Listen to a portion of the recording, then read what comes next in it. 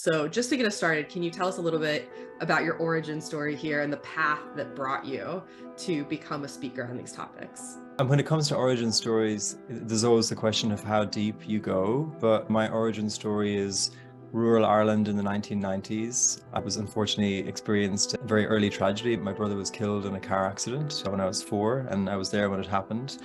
I suppose it wasn't just the trauma, but it's the idea that when you lose one person in your family, you lose everyone. You lose everyone to grief. I often say when I'm speaking that, rural Ireland in the 90s, there was no Brené Brown back then talking about vulnerability. There was no culture of therapy. There was no mindfulness. So I grew up in a family environment where my dad went back to work 2 days after it happened, and my mother's hair started falling out. And I grew up in that. And I share that because, and I'm sure this is a topic that you explore a lot in Flow Research Collective and on your podcast, is just the way trauma and grief and wounding in childhood shapes us, in particular in the literature, what our compensating strategies are. And when it comes to work and the world of productivity and high performance, there are big compensating strategies around achiever identities, where all one knows is how to push through, plow on, and white knuckle it. And that's very much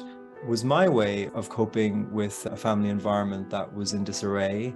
And the thing about these compensating strategies is that they serve us very well. They take us places. I was a lead futurist at the British Foreign Office when I was 24, writing a report for the British government on the world of 2030. I studied at Oxford. And so these very powerful drives take us places. And there comes a point where, as a default, pushing ourselves beyond our capacities as a way of, on a deeper level, securing our sense of self-worth and safety in the world is going to catch up with us. And it caught up for me about 4 or 5 years ago.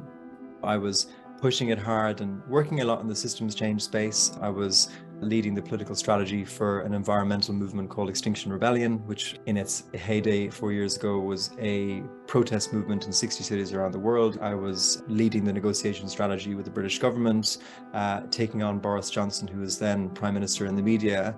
And on the outside, I was very much cool and calm and collected.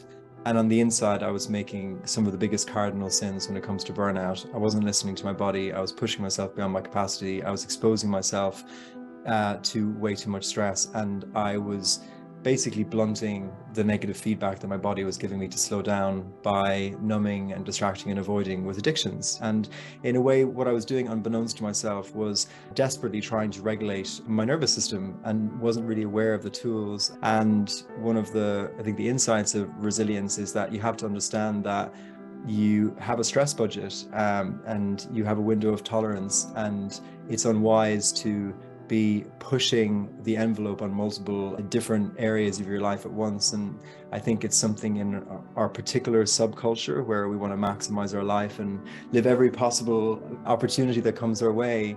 The consequences came really thick and fast for me, and the body is a complex system, and I pushed it out of one lifetime equilibrium of health into an equilibrium where a classic complex chronic health breakdown that I'm living with today. So, even though I try my best to present as a high flyer and being this expert in resilience and have got a lot of big clients, my daily lived experiences now having a chronic pain condition. I've been diagnosed with fibromyalgia, and dealing with a physical system that very much isn't working. And so what I share about resilience, it doesn't come from doing a PhD in resilience in university. It comes from a personal PhD I've had to do on actually how to get my body back to a level of functionality and how to get myself able to rejoin, life and be able to participate in it fully.